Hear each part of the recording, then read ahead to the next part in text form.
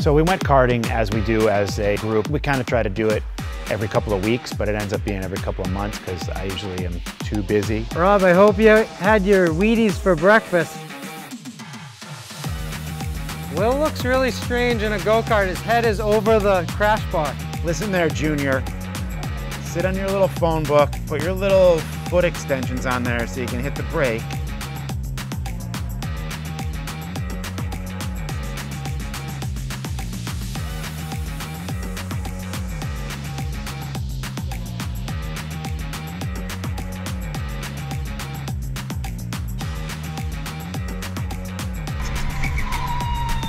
We've done some karting in the past, and you know, everyone here gets very competitive. They're competitive, whatever comes out.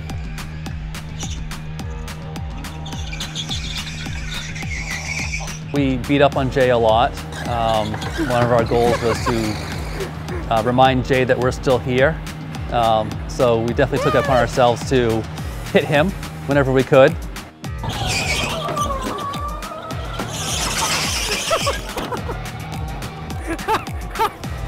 Jay's always been a little hard on equipment. Where do I reverse? Where'd you break? I don't know, I got hit and then it just stopped. I don't think any of us were taking it too seriously. I definitely have an advantage in the power to weight department. So since I do have that advantage, I tend to have a target on my back. I probably have a bit more experience at that particular track with those karts, so maybe I have a little edge there. I had to pretend like I didn't know what I was doing. I had to let everybody go faster than me. I had to pretend I couldn't drive or push whatever, just because I don't want to make those guys feel any worse than they already do. They are terrible drivers. I mean, terrible. They should not be in karts, especially the little one with the big hair. A lot of jumping to the start. You know, it was like 1, 2. Will, where are you going? Like, that was fun, no, because he needed the help. Paul got on the best of the week list. It's only Well, it's because nobody else has been here this week. Yeah, like all No, so Brew is actually the winner because he was the fastest. Yeah, I guess So we should go on lap times. It was just fun. We just all had out there having fun. I would say right now in the project, it's not really we're not really in the glamorous stages of things. It's a lot of the details that you won't really see. They'll be kind of seamless and hidden away. You know, from me overseeing all this, I realized that maybe I don't have to micromanage as much as I thought at the beginning, because everybody's aligned to the common goal, and I'm just excited because this is going to be awesome, and it's coming out way better than I expected. Kim and the guys have got a lot done recently. You know, it might not look like it, but there's been a ton of little fine details, kind of like the foundation of the project that is being built. And once we get these engine mounts in the car and get that engine in its final resting spot, then everything else kind of can fill in around it. I'm a little concerned with the time that it's taking Desktop to get us these mounts. I'm glad that Kim's doing this meticulous stuff now, but if he runs out of meticulous stuff, like, these mounts will be holding us up.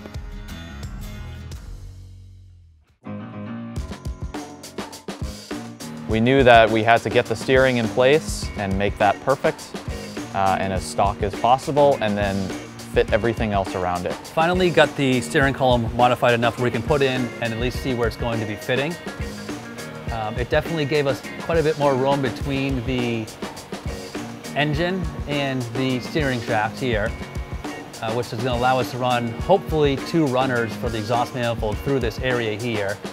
From there, we've noticed that we're going to have to run another runner up through this brake line area, so we might have to move these brake lines down and run them along the top of the firewall.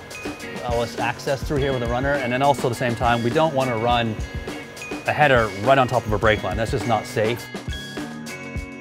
Been working on some headers. So we got the final mock-up nylon 3D printed motor mounts. All right, I see that. So we've got those in. They're actually somewhat supporting the engine, but we have the engine properly located now. Okay. So we also got the 3D printed exhaust manifold adapters in here. All right. And that allowed us That's to cool. start mocking up the headers. Yeah, and these are really cool. So basically, they just snap together like Legos. It's kind of fun. And Get to play with some Legos. Looks like they might be a little tight here, but I'm sure we can make an adjustment. I mean, nothing's touching, but it's... yeah, these aren't, also they're not 100% bolted down yet, so they're a little bit loose. Okay, So. all right. Basically, the whole thing is a pretty huge challenge, especially on the driver's side. There is almost no space. So when I first saw the M4 GTS, I noticed immediately the seats. What they did was they replaced the heavy street seats with some lightweight race style seats. And they didn't just grab some Recaros off the shelf and throw them into this car and maybe make them look pretty. They actually worked with them or designed them because they're like pieces of art. And I know it's weird to say that a race seat could be a piece of art, but you got this beautiful carbon backing and you got the leather that matches the rest of BMW, and then you got the M stripes and just the small M stripes that matches the car. And it's going to totally fit the personality of the Turnicorn, and I couldn't imagine a better seat to put in there, and I'm just hoping that they're going to fit. One of the big goals of this project is to reduce the weight of this car and take out some of the components that may have made it a little bit heavier back in its day to be an everyday street car. But the factory seats in the E46 M3 are quite heavy. These M4 GTS Euro seats are the perfect improvement. They're super light, they're carbon fiber, they're made by BMW, and they're gonna really fit the kind of performance-oriented but street car feel of this E46, which is really cool. We want to make this look like it came in the car from the factory. So I want to use the factory sliders. I'd like to keep the power slider. So we're going to get brackets that actually allow all that to work together. And it might look cool to make the delete match the black Alcantara like the other car. Yeah, that looked good, and then having it here, I think will kind of help tie it together and like you said, make it look like it came here. Yep, because we've got the black leather already on the side panels in the back. Yep. And then the middle will be Alcantara. I think that would look pretty trick. Is that something we can easily get a hold of and we can do? Or? I think what we probably want to do is make the panels and then we'll send them to an upholsterer. And like have them covered. Okay. Yeah. All right, that works. Yeah, we're going to use the fore and aft slider. Obviously, we're not going to have the up and down adjustment. That can be adjusted with these adapter side mounts. Okay, so just kind of find a nice place, a good position for the seat, and then you can move it back and forth. Okay. Yep.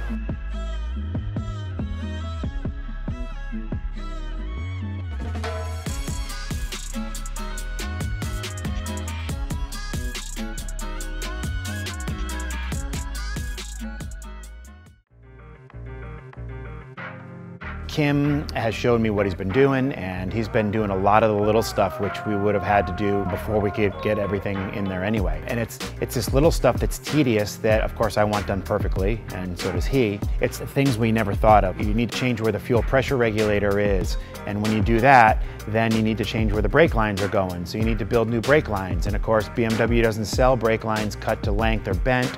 You got to order them, you got to snake them in there, you got to, it's like, it's been one thing leads to another. We're changing the ABS to a newer style system. This is the standalone DSC, it's an MK60. Made a bracket to fit it onto the original location here. We had to bend custom brake lines to get it to fit here. This is a new standalone harness that has been made for it. So this is what's going to control it. Some of it goes into the car, some of it stays in the engine bay. This master cylinder wouldn't fit the new brake booster, so that's why we swapped that out too. This here was the stock location where the line for the slave cylinder came out. We changed the location so it comes out over here. It gives us some more room. Yeah, so this is a bulkhead fitting. Use that to go from the inside to the outside of the car. I'm going to put this in the corner over here. This is out of the clutch master cylinder. So I'm going to put this up in here, and then we're going to attach that with a stainless AN6 line. So that's going to combine these two. we have to move the line where it comes out because it's basically sticking out right into where the exhaust is. And I think this whole setup's going to be tricked, so it's kind of cool. Quick disconnect line that comes off the slave cylinder, clutch slave cylinder. So we're going to attach this to a different hose so we can change the location where it comes through the car. So what I'm going to do is I'm going to cut this off and then I'm going to flare it and put a different fitting on this.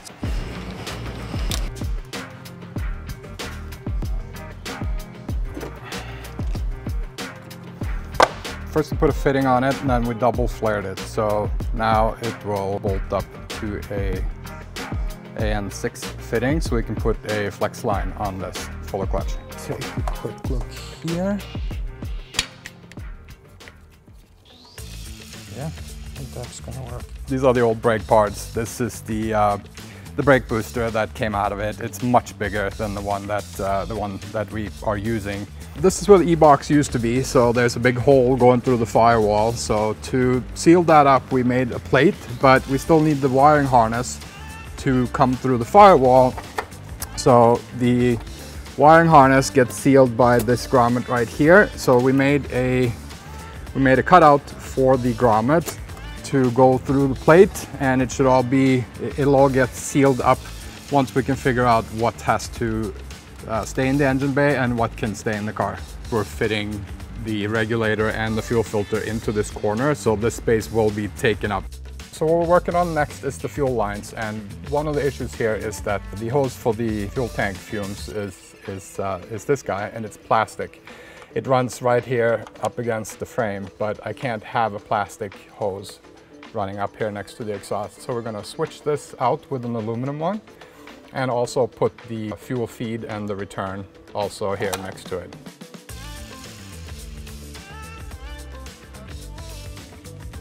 I put this configuration together and then mounted it inside the fender well. So I think that looks great. It looks awesome. It works really nice. I didn't have to make any like soft lines or any braided lines. So yeah, that looks good. You got a feed and then a return.